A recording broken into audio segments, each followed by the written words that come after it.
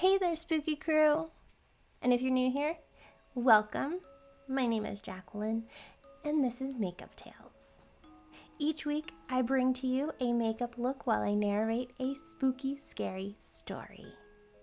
I also post on Thursdays and Saturdays, just narrations. So if you're interested in makeup, if you're interested in narrations, I suggest you comment, like, and subscribe. Also, don't forget to hit that notification bell. That way you know when I post a new story. Also, quick second. Can we just admire how cute is this dress?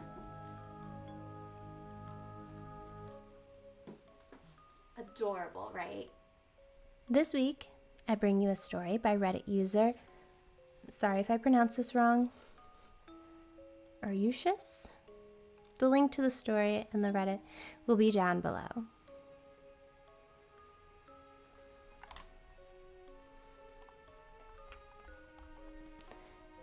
Disclaimer. The following story is intended for a mature audience and may contain graphic depictions, death, gore, sexual themes, and adult language. Viewer discretion is advised. I hope you guys enjoy.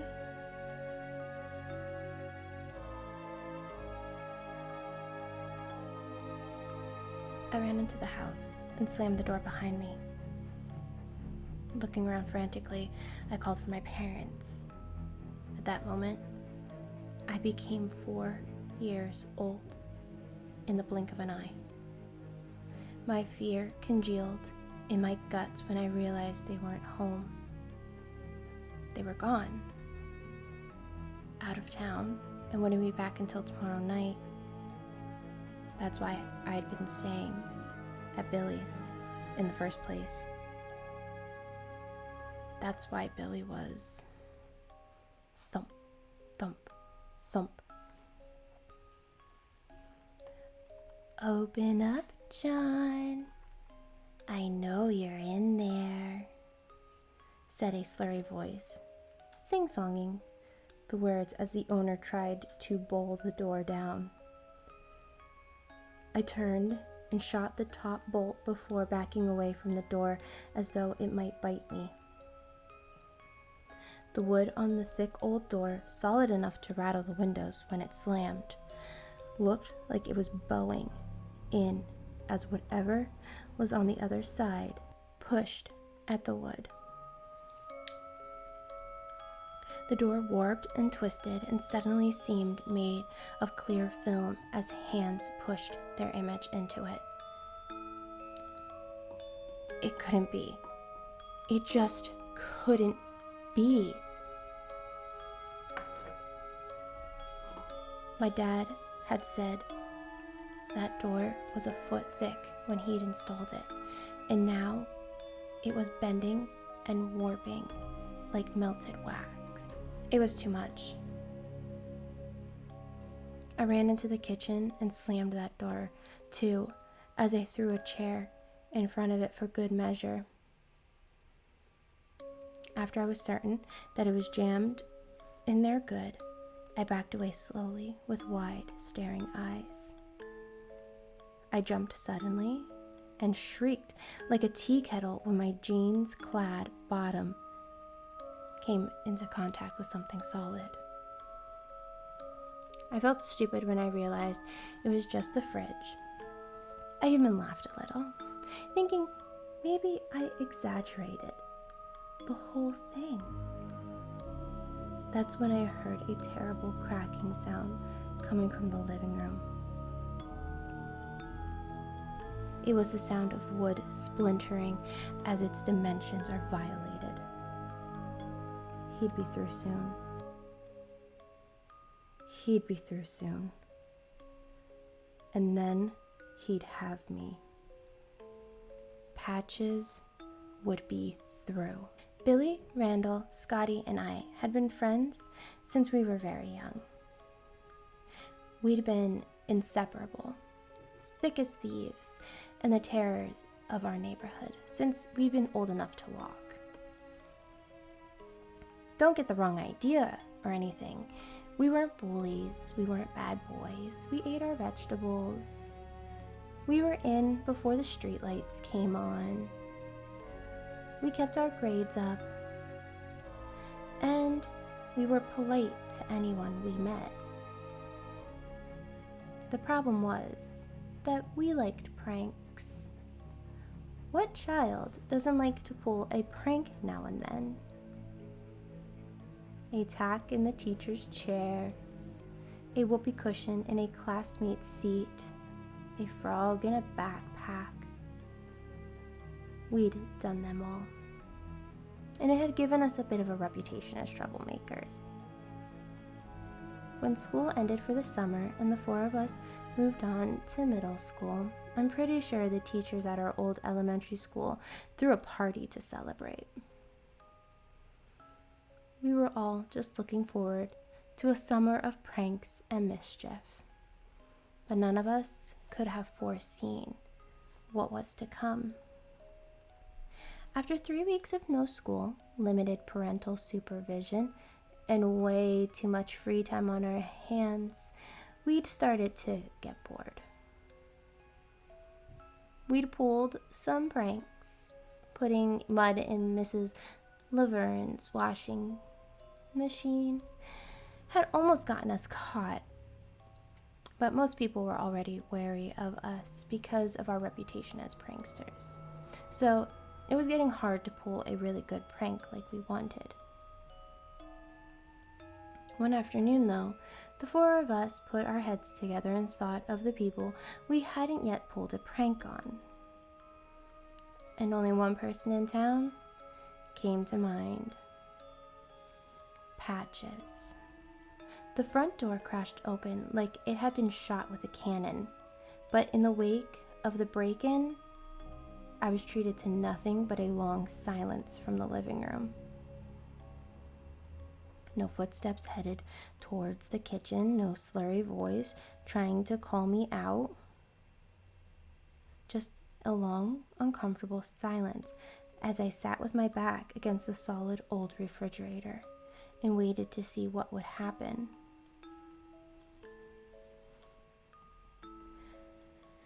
I counted in my head. 1, 2, 3. And when I got to 100, I worked my way up to my feet and took a hesitant step towards the kitchen door. That's when the knob turned. It turned left, then right, then left again, and someone pushed against it and swore loudly when the chair stopped it from opening. He slammed against the lame barricade, and I saw one bloodshot eye peek through the crack and train onto me. The eye went wide in mirth, and I heard the water, slurry voice call my name again. He rattled at the door a few more times before opening it as far as he could so I could hear him. "Johnny," he sang. "Johnny, Johnny, Johnny, don't you want to see your old pal Patches? Don't you want to see what you and your friends did to your old pal? Maybe when I get through this door." He slammed his weight against it again. "I'll give you a taste of what I gave the others."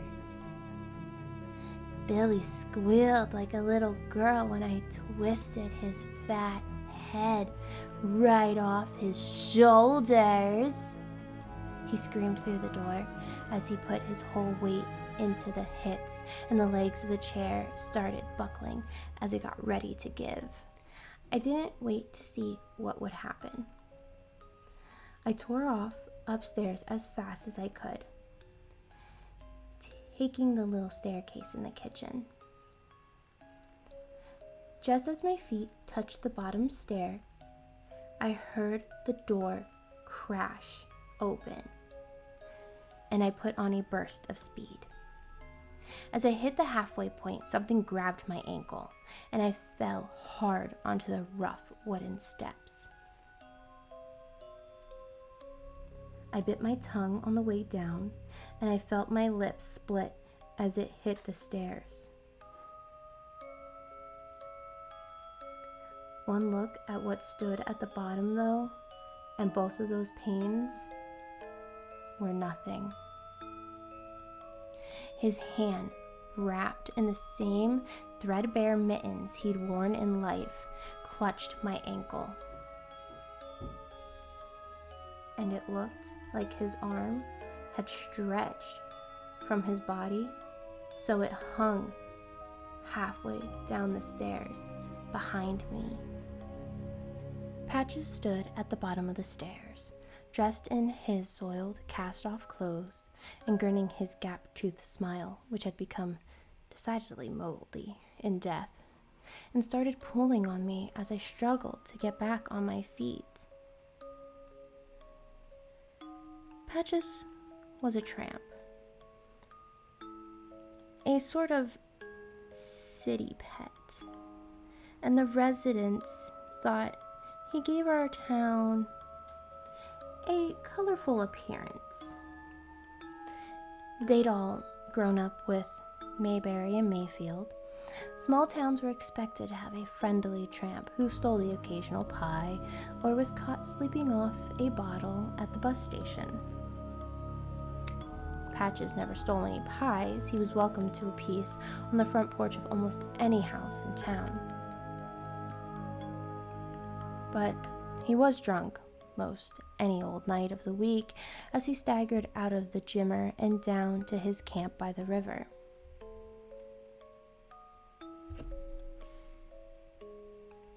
He never caused any trouble, though, and the police never felt the need to throw him in the drunk tank or hassle him at all.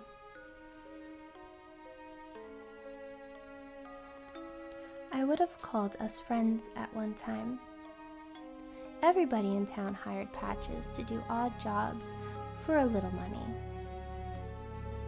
He had a rusty old push mower that he cut people's grass with, and he claimed he'd been a handyman of some sort before the war.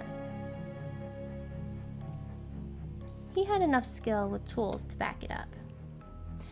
So most any afternoon, he could be seen cutting grass or shoveling snow or fixing something for a few dollars to feed and medicate himself.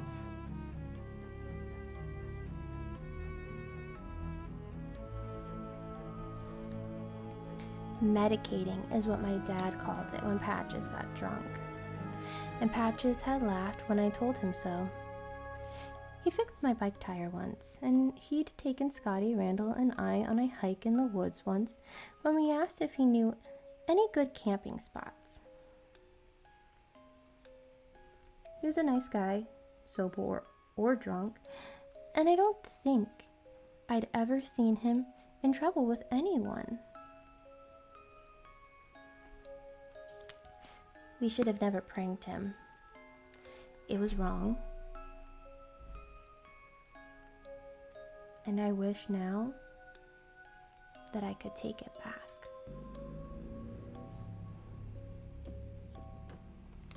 Pranking him had been Billy's idea, but we'd all went along with it. Billy's dad owned the hardware store, and he was just about the only person in town that didn't trust Patches. Billy's dad had it out for tramps and bags, and he'd taught his son to be mindful of them as well.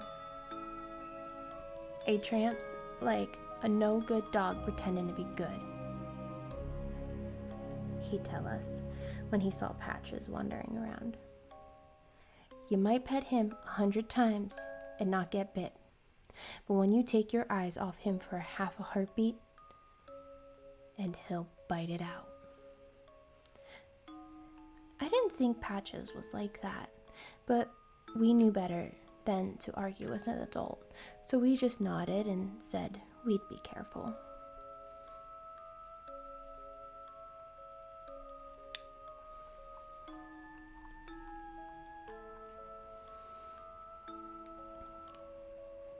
Billy had a roach, the rubber kind that you got from the joke shop for a nickel, and he put it deep down in a corned beef sandwich and told me to take it over to Patches. Why me? I asked, not really wanting to prank Patches, but not wanting to be seen as a chicken. He trusts you. Your dad's always paying him to do stuff, and I seen him talking to you on the front porch. He hasn't gotten work for a few days now. What with this heat? And he's probably getting hungry. He'll bite down on that sandwich, see the roach, and freak out, Billy said, and we all laughed a little when we thought of Patches freaking out when he saw the roach. We'd have freaked out too if we found a roach in a sandwich. And afterward, we'd all have a good laugh and find someone else to prank. He looked up from where he was sunning himself and smiled his gap-toothed smile at me. Well, hey there, Johnny-O. What'd you say, old sport? He asked in his thick southern drawl. Nothing much. My mom packed me a corned beef sandwich for lunch. But I'm really not a big fan of corned beef. I thought you might like it. I held the sandwich out to him and tried my best not to smile. Patches took the bait at once. Well, say now, that's a mighty fine of you, old sport. Been near a day and a half since I had me any vitals. He took the sandwich and had a big bite, chewing with relish. By the way, I saw Mrs. Laverne's washing machine, he said, and slapped his knee as he gave a big donkey laugh. I was there 3 hours cleaning the mud out of that contraption. I guess I should thank you boys for the work.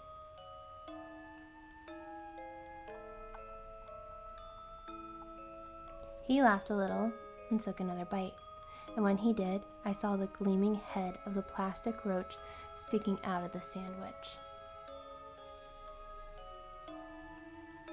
I started to point it out, but he kept right on laughing and telling me about the muddy washing machine and how hard it had been to get all the mud out. Apparently, he'd had to remove the drum and rinse it in the yard and then put the whole works back together.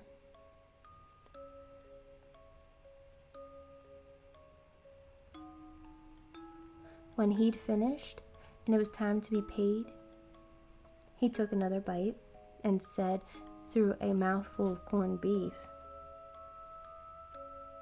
You know, that old skinflint only gave me $1 for all that work and tells me not to spend it all in one place. He brayed more laughter, but as he went to bite again, something happened.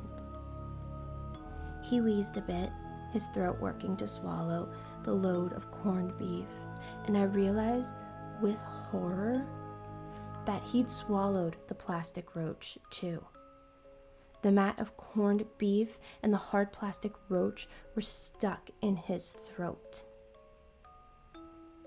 And as he coughed and gasped, I realized he was choking. Billy, Randall, and Scotty broke cover and then ran over to see what was happening. By then, it was already too late. He had melted to his knees in the dirt, coughing his life out as the wad of half-chewed food hung like plaster in his throat. All the backslapping in the world couldn't do anything for him. We sent Scotty and Randall to call an ambulance. But Patches was dead before they ever even left the riverside. His face was a dark purple towards the end as he fell to his knees in the dirt and clawed at his throat. Billy and I clapped him on the back again and again, but we might as well have slapped it at a tree trunk.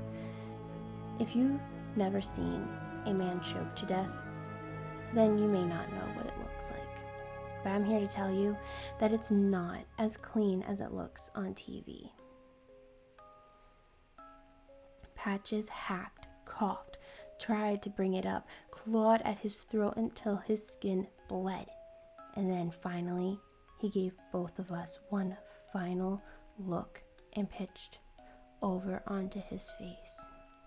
A look of terror and confusion stamped there forever. The hand gripped my ankle hard, and I could feel his fingers trying to twist it through the shoe. Maybe he meant to break it. Maybe he just wanted to make me hurt bad enough to let go. Whatever his intention, I wasn't about to play along. I twisted my foot a little and let the sneaker slip off as it slapped back into his palm like a rubber band had it. Patches howled in rage, but I wasn't going to give him a chance to recover.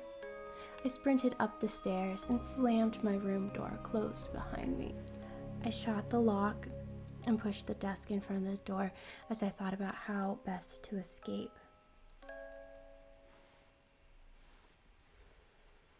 I needed to get out.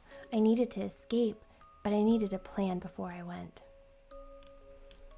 I grabbed my backpack from the closet and threw some clothes into it, taking the $10 out of the desk I'd been saving for a new bike and putting it in my pocket and stuffing my Scout sleeping bag in as well. I felt a surge of joy for half a second when I remembered my old rifle my dad and I used to hunt ducks in the fall. But that joy withered when I remembered that it was locked up in my dad's gun safe in the basement. I settled for a Swiss Army knife and a little fire starter kit that Randall had given me for my birthday, and took one last look around. Some baseball cards went in. Maybe I could sell them, I thought, and a nice watch my granddad had given me before I stopped and realized it was too quiet outside. I put my hiking boots on and stuffed some socks into the bag before I slung it on and looked at the window. It would be a long drop to the ground, but I could hang off the kitchen roof and maybe not break my ankle if I was careful. My eyes flickered back to the door, and for a moment, I felt the urge to fling it open and confront my attacker head on. That suicidal urge passed quickly, though, and I crept over to the door and laid my ear against it instead, trying to hear what might be on the other side. The bang from the door made me jump back in fright, and Patches laughed his donkey bray. Come on out, Johnny. There's no escape now. The ambulance had come, and the paramedics had pronounced him DRT. Dead right there. Warner Mads, the fat volunteer firefighter who was on for the paramedics that day, had laughed when he said it. But none of the rest of us found it very funny. We all watched them put him on the stretcher and cover him with a sheet before they slid him into the covered truck they used as an ambulance and took him down to Porter's mortuary. We spent the next week in a state of pure dread. What if they find that roach in his throat? Randall would say as we tried to go back to normal. What if they cut him open and they find it and they decide that we killed him? Billy had punched him in the arm after we had all ignored him about 1,000 times. So what if they do? It's not like we meant to kill him. We just wanted to prank him. That's all. But what? Randall started, but Billy had punched him again, and Randall knocked off so he could rub at his arm. Shut up, Randy. If we keep talking about it, then someone will ask questions. Why don't you guys come stay over tonight?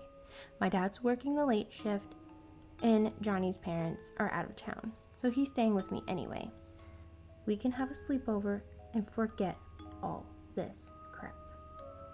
We all agreed that sounded like fun, and when the sun set Friday night, we were all sitting around a camp lantern in Billy's room telling scary stories. Billy had wanted a fire, but his dad had absolutely forbidden it, and so the best we could hope for was a small lantern in the floor of his room. His mom had gone to bed shortly after dinner, saying how tired she was, and we'd been left to our own devices for hours.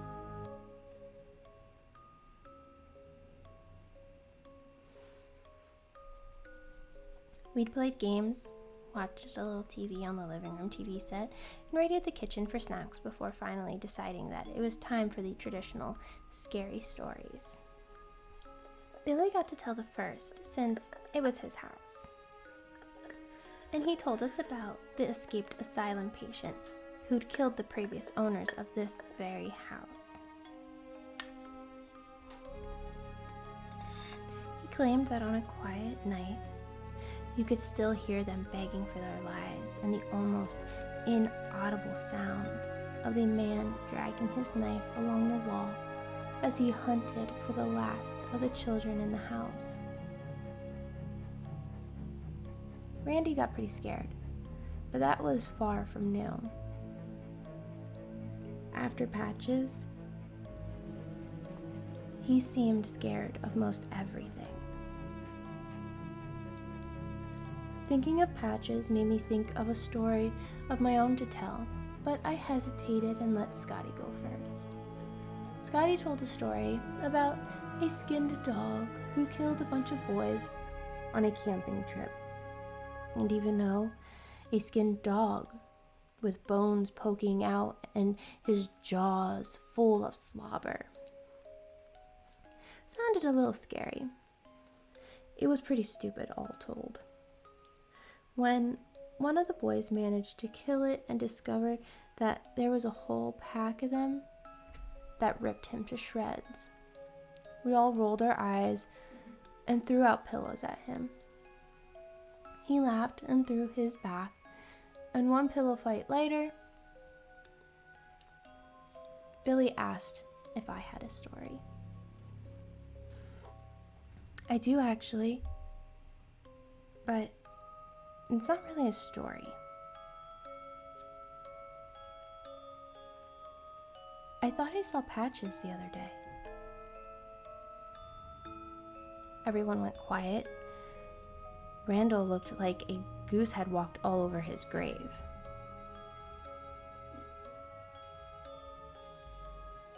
Scotty sucked air through his teeth, and Billy punched me in the arm in a less than playful way. That's not funny, man. That's not even funny a little bit.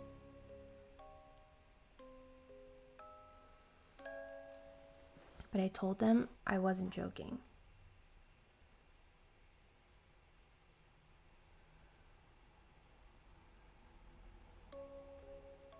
I'd seen him on and off for days since his death.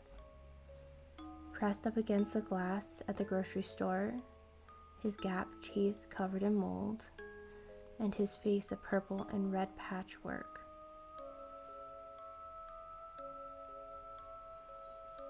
at his old camp when my dad and I drove past it. And even when I didn't see him, I could swear I smelled the odor of peppermint candy and rot gut whiskey. The smells of Patches. But last night was the worst yet. I woke up all of a sudden, and there was someone standing at the end of my bed. I thought it might be my dad checking on me, but then I smelled the peppermints and the sweet smell of alcohol, and I knew who it was.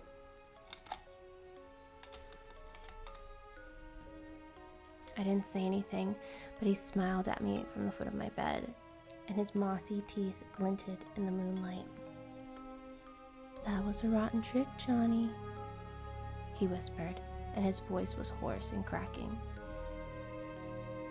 "Maybe I'll come play a trick on you boys sometime and see how you like it. Sleep tight till then." And then I blinked, and he was just gone.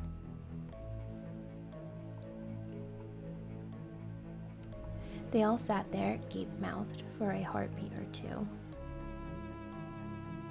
And then Randall started laughing. It wasn't a real laugh, not really, but that crazy jagged laughter that people make when they're scared and they don't know what else to do. He reached out and grabbed a big handful of popcorn and said, "Good one, Johnny," as he stuffed it into his mouth and kept laughing.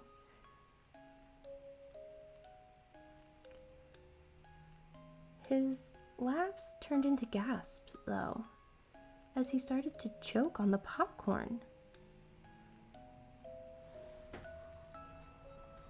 The three of us got up, wanting to go stop him before he choked to death, but as he knelt hacking, we could see his hands clawing, not at his throat, but at the black-gloved hands wrapped around his throat. Patches had leaned around the back of his head then, grinning like a monster in a movie. And Randall's clutching hands had died like two birds in their death throes. We backed away from him, not sure what to make of this grisly phantom. And he stood to his full height so he could tower over us.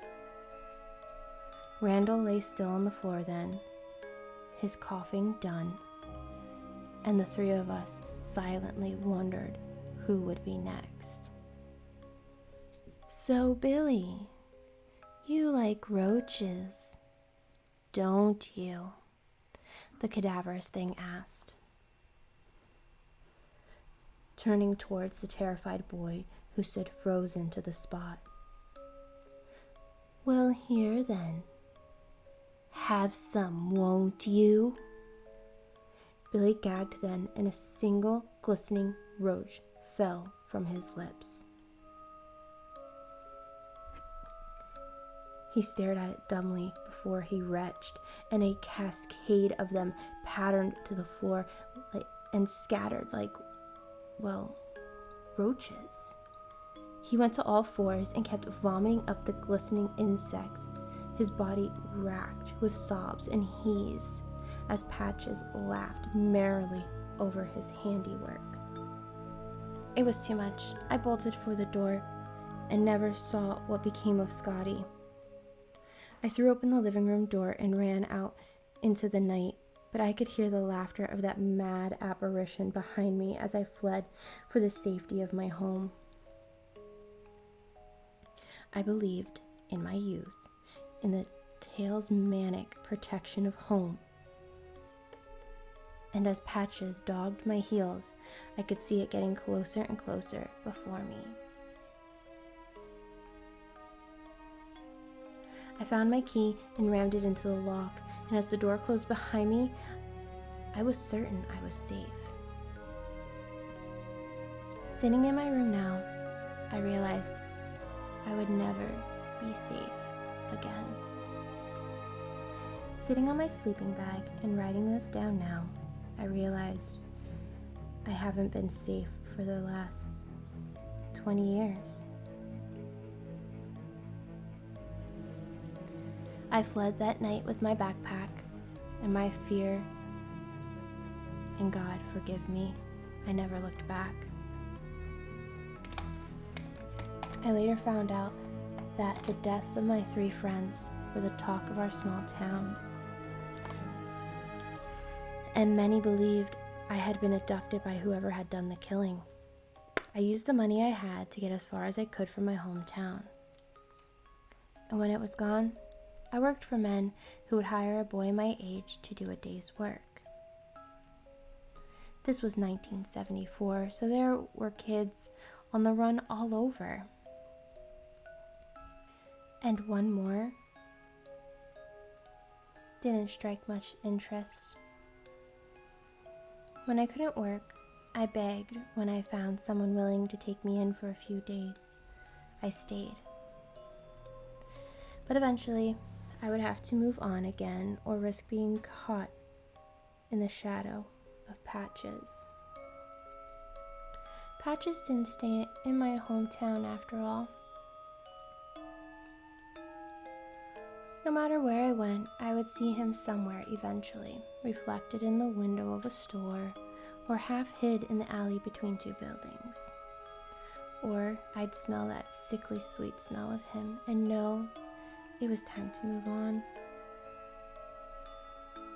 I took up the bottle early, and as I got older, I came to realize that, in my own sad way, I had become Patches. I had become a living monument to a man I had killed on accident. And I suppose I was just looking for a place, like my hometown, where I could feel safe. I guess I found it now. The truck dropped me off by the familiar river I had so often swum in when I was young.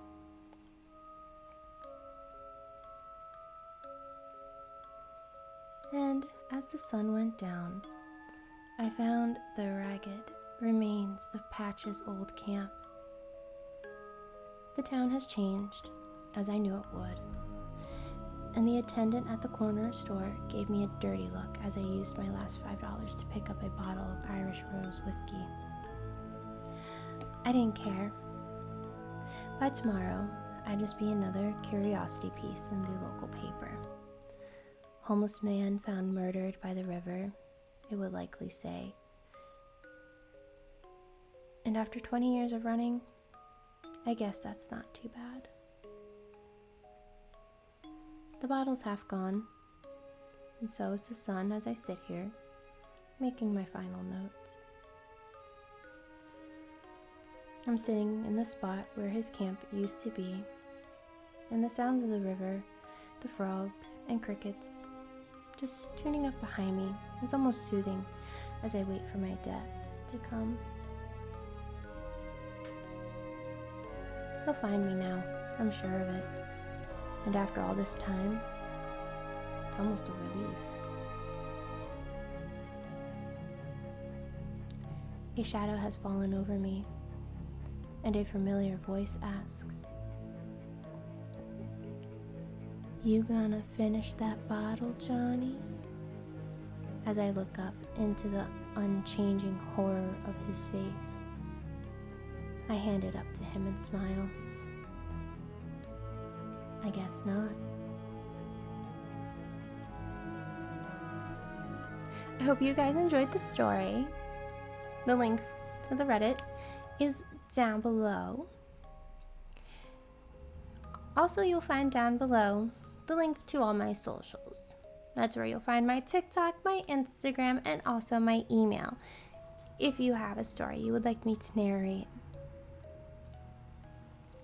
Side note, I know last video I said I was going to be back with my posting of Thursdays and Saturdays. Something personal came up and I had to deal with that before I could post anything. But I promise the narrations will be back, and I got some really good ones for you guys. I will see you guys next time. And remember, stay spooky and stay glamorous. Bye.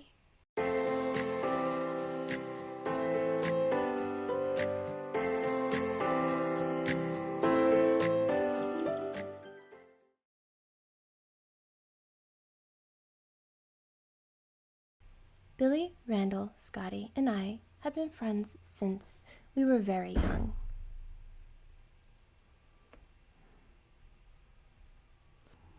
The ambulance had come and the